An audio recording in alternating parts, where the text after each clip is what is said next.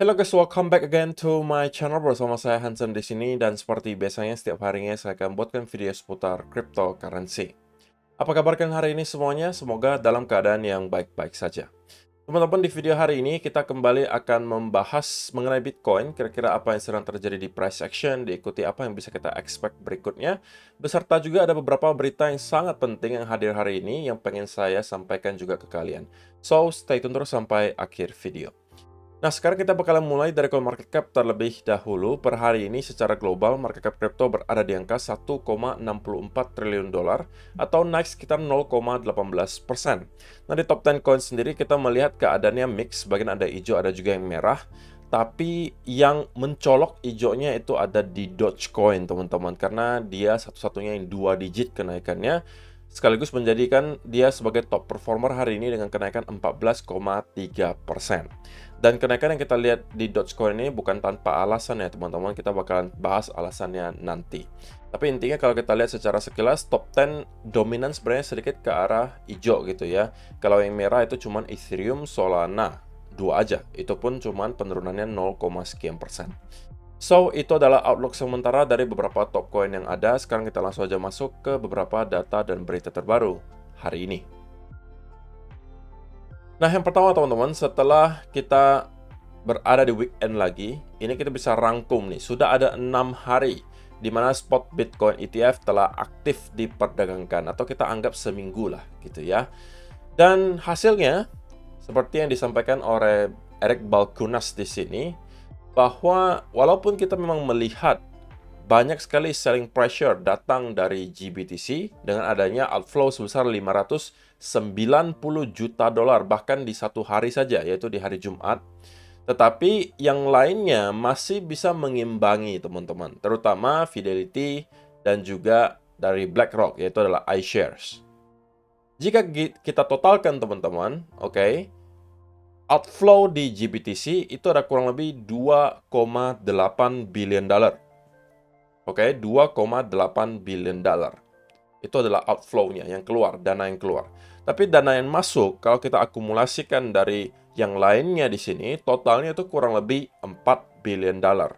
Jadi, walaupun kita melihat GBTC itu jualannya besar-besaran, tetapi kalau dinetkan, itu masih positif 1,1 billion dolar, teman-teman.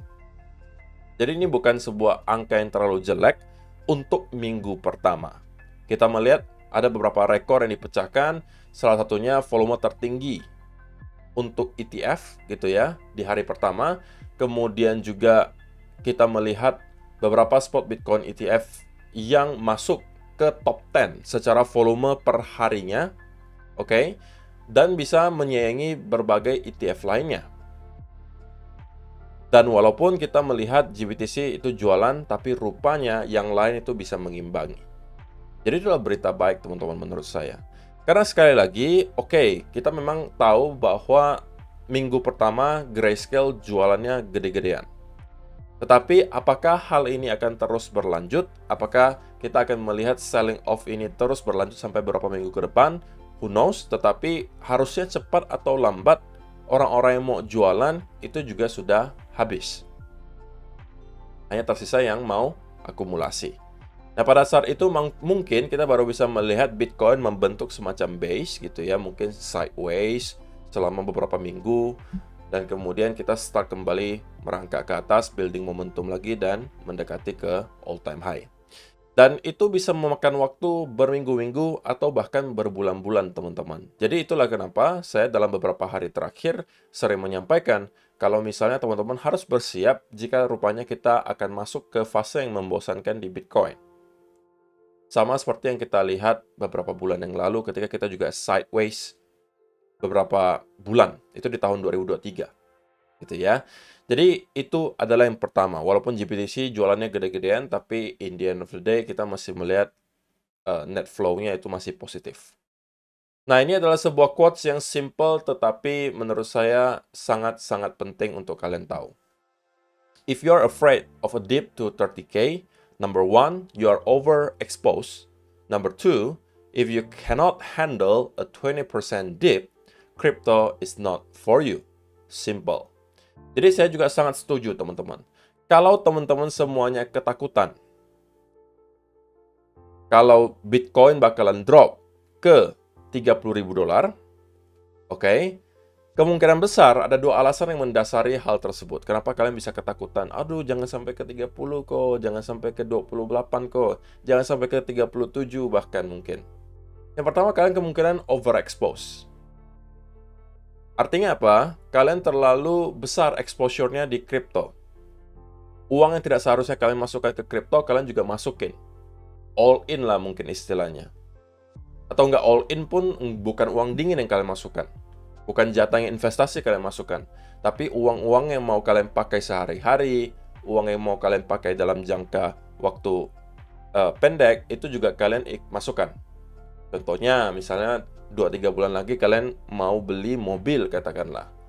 Tapi kalian merasa, wah, kalau tabungan saya hari ini, mobilnya baru kebeli Fortuner misalnya.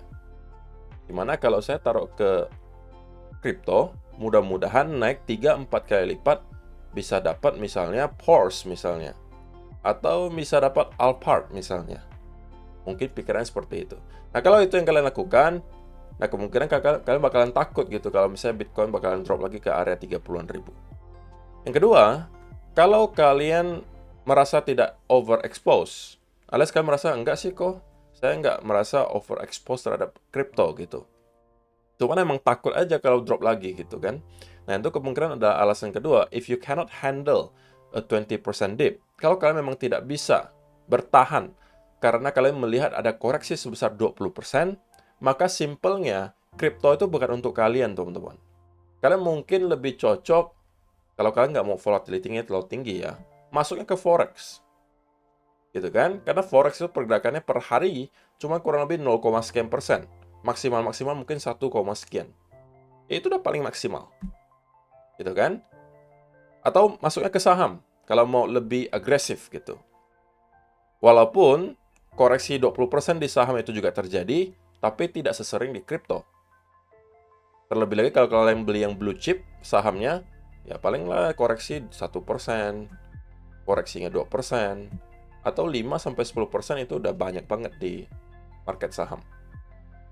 Tapi kalau di kripto, 20%, 30%, bahkan 40-50% itu bukan sesuatu yang extraordinary. Terlebih lagi kalau kalian merupakan altcoin holder, kalian harus siap-siap dengan ada roller coaster-nya sebelum pada akhirnya kalian bisa mencapai apa yang kalian mau, yaitu adalah gains yang luar biasa besar. Diperlukan kesabaran memang teman-teman. Dan tidak ada yang mengatakan bahwa yang namanya hold itu bakalan tanpa hambatan. Bakalan tidak ada cobaan. Nggak ada yang ngomong seperti itu. Di pertengahan jalan pasti akan ada cobaannya. Itulah yang nanti akan membedakan kalian yang menjadi seorang winners daripada orang-orang yang selalu panikan setiap kali ada koreksi. Dan tidak akan pernah dia bisa menjadi seorang investor cryptocurrency kalau itu yang terjadi pada mereka. Setiap ada koreksi sedikit, panik. Setiap ada koreksi sedikit, panik. Dan kemudian panic selling, itu lebih parah lagi. Panic selling, ketika harganya naik lagi, dia baru beli lagi. Nah, itu yang aneh menurut saya gitu loh. Kalau memang kalian sudah riset dengan dalam, kalian sudah solid dengan keyakinan kalian bahwa ini adalah project yang baik, timnya solid, tokenomicsnya bagus, ya udah, sabarin aja. Gitu loh. Kita masih berada di fase awal sebuah bull market. Ketika nanti sudah masuk ke fase parabolik, ya kalian bisa happy gitu. Dan itu adalah sebuah kesenangan tersendiri, teman-teman. Bahwa kalian akhirnya telah berhasil melewati berbagai rintangan, koreksi berkali-kali, ada misalnya dump yang dalam, tiba-tiba naik lagi. Jadi jalannya berliku, tapi kalian berhasil lewati, itu kesenangan tersendiri kalau misalnya kalian berhasil lewati. So, sabarin teman-teman, kita masih berada di awal bull market. Nah, terkait dengan apa yang kita lihat di Dogecoin tadi teman-teman, kenaikan yang luar biasa, kurang lebih 12-13%. Sedangkan yang lain-lain itu barely move ya, sama sekali nggak bergerak. Itu adalah karena platform X atau dulunya Twitter itu nge-launch dedicated payments account, Crypto Community Speculates. Jadi ya kita tahu lah banyak sekali investor atau spekulan di dunia cryptocurrency, gitu kan? Dan platform X nge-launching ini baru rencana ya teman-teman. Walaupun sudah ada akunnya X Payment, tapi kita belum tahu teknisnya seperti apa. Tapi itu adalah payments account. Jadi nanti akan bisa ada transaksi di platform X. Crypto commentators are speculating about the potential cryptos that may be utilized following X, or formerly Twitter, launching a dedicated account for its upcoming payments feature later this year. Jadi, there is anticipation that the X app will introduce in-app payment service by mid-2024. However, there has been no confirmation whether the feature will support payments beyond traditional fiat currencies. Jadi untuk sekarang infonya sangat-sangat terbatas gitu ya. Kita cuma tahu bahwa ada akun X Payment di sini yang sekarang followernya sudah puluhan ribu, padahal baru dibuat gitu kan. Dan orang-orang spekulasi gitu bahwa apakah akan ada kripto yang bisa dijadikan sebagai alat transaksi di sini. Dan orang pasti langsung pikirannya ke Doge atau Dogecoin. Kenapa? Karena kita tahu selama beberapa tahun terakhir, ya Elon terlihat suka banget dengan yang namanya Dogecoin. Bukan karena mungkin suka dengan koinnya ya, tapi mungkin suka untuk bermain-main dengan Dogecoin karena dia juga profit gitu. Itu bisa jadi seperti itu ya teman-teman. Tapi intinya adalah orang berspekulasi bahwa salah satu alat transaksi nanti di X Payment itu adalah Dogecoin gitu loh. Sehingga kita melihat Dogecoin tiba-tiba ngepump, padahal yang lain itu nggak bergerak sama sekali. Ya tentunya ini menjadi berita yang sangat besar ya teman-teman. Kalau misalnya ada sebuah platform sebesar X itu kemudian mempunyai platform pembayaran dan di dalamnya itu include ada cryptocurrency. Pengumuman apapun nanti di X Payment, misalnya yang ada kaitannya dengan kripto, itu pasti akan bisa membuat sentimen kembali positif. Sama seperti yang kita lihat di tahun 2021 ketika Elon Musk mengumumkan bahwa mereka menerima pembayaran di Tesla menggunakan Bitcoin. Apa yang terjadi ke Bitcoin? Harganya kemudian meroket naik. Nah, ini bisa menjadi sentimen baru lagi nih teman-teman, terutama mungkin untuk Dogecoin. Orang-orang kan hobinya spekulasi gitu ya. Walaupun sekarang belum ada informasi atau pengumuman apapun dari X, tapi inilah yang namanya buy the rumor. Oke, membeli ketika ada rumornya, sell ketika newsnya benar-benar terjadi. Nah, ini baru permulaan buy the rumor. Yang mungkin bakalan saya bahas lebih spesifik nanti di channel Altcoin Indonesia, kira-kira area mana di Dogecoin yang mungkin bisa kita manfaatkan, yang kemungkinan juga bisa menghasilkan gains yang lumayan. Kita tahu kalau Dogecoin itu bergerak, biasanya pergerakannya bisa sangat volatil gitu. Naiknya juga bisa gila-gilaan banget dan nggak masuk akal gitu ya. Mudah-mudahan itu juga yang kita lihat kali ini, kalau terutama untuk teman-teman yang sudah mungkin mempunyai Dogecoin yang di hold atau mempunyai posisi di Dogecoin gitu ya. So, itu adalah beberapa data dan berita hari ini yang pengen saya sampaikan untuk kalian. Sekarang kita masuk ke chartnya Bitcoin dan saya pengen langsung aja mulai dari 1 hour chart. Kenapa? Ya karena nggak ada pergerakan sama sekali selama 24 jam terakhir di Bitcoin, teman-teman. Kalau misalnya diperhatikan gitu ya, yang kita lihat selama 24 jam terakhir itu hanya sideways movement seperti ini. Dan skenario yang kemarin saya sampaikan menurut saya masih valid sampai hari ini gitu ya. Artinya saya masih expect Bitcoin drop sekali lagi di sini. Kemungkinan baru start kembali nge-retest ke area trendline. Yang sekali lagi, area trendline ini menurut saya akan sangat krusial untuk dapat di-break apabila kita memang mau melihat pullback yang lebih tinggi, teman-teman. Atau kalau misalnya kita mau mendapatkan high baru dari sini. Yang untuk sementara menurut saya probabilitasnya belum terlalu tinggi. Karena sekali lagi teman-teman, untuk sekarang nggak ada lagi sentimen yang membuat investor sangat excited. Setelah spot Bitcoin ETF itu di-approve, ya sekarang sentimen kembali ke area netral gitu. Jadi makanya saya sebutkan juga bakalan masuk ke fase yang cukup membosankan. Karena nggak ada lagi yang membuat orang menggebu-gebu gitu untuk membeli Bitcoin. So, kita mungkin perlu waktu sejenak gitu ya, untuk refresh dulu, untuk reload dulu, sehingga mungkin setelah halving kita bisa bersiap untuk menembus ke all time high yang baru. Tapi untuk short term banget teman-teman, sekali lagi skenario yang saya sampaikan kemarin menurut saya masih akan terjadi. Kita akan drop sekali lagi, baru naik minimal nge-retest ke area trendline yang kalau mampu kita tembus di sini, maka kita berpotensi juga membentuk inverse head and shoulder lebih besar di sini. Yang berarti kita kemungkinan akan menuju ke sekitaran area 44.000 sebagai target pertama, 44.200-an. Target kedua di sekitaran 45.800 sampai 45.500. Target terakhirnya tentunya nyampe lagi ke area high terakhir di 48 ribuan. Ya untuk sementara menurut saya chance-nya belum terlalu besar gitu.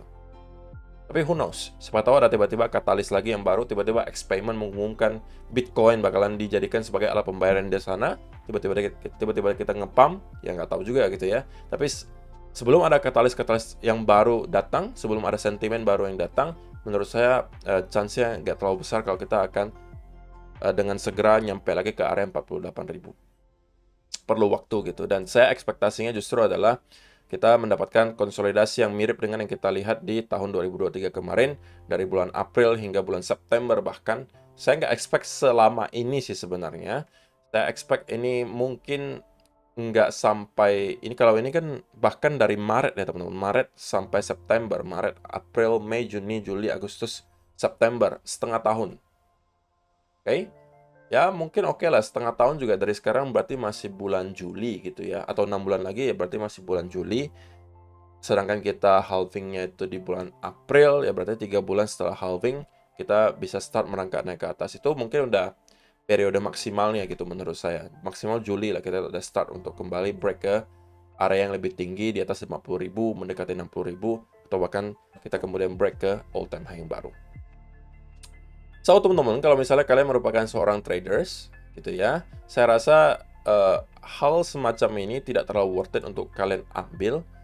Mungkin kalau kalian mau trading, fokuslah ke altcoin. Ini lagi-lagi saya sampaikan sekarang, fokuslah ke altcoin karena altcoin setupnya masih banyak yang lebih rapi, risk to ratio-nya lebih baik.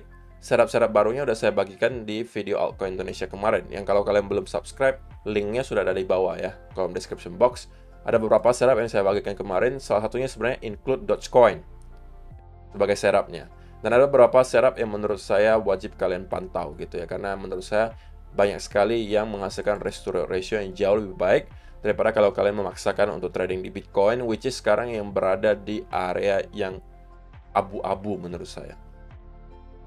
Kalian buy risk to ratio yang nggak gede-gede banget, kalian sell juga sekarang sell berada di area support. Jadi bingung gitu ya, daripada kalian maksain trade di Bitcoin, saya lebih prefer kalian masuk ke altcoin. Atau kalian mau sabarin sekalian, tunggu lagi setup yang lebih rapi, ya juga boleh gitu. Salah satu setup yang mungkin bisa kita manfaatkan nanti adalah apabila kita mampu break dari area trendline lagi di sini, retest ini mungkin bisa kalian jadikan sebagai area untuk start kembali masuk peluang untuk long. Tapi sebelum hal tersebut terjadi, saya akan lebih prefer untuk wait and see terlebih dahulu. Oke? So, itu aja untuk video hari ini teman-teman. Terima kasih untuk kalian yang sudah menonton sampai selesai. See you in the next video. Bye-bye.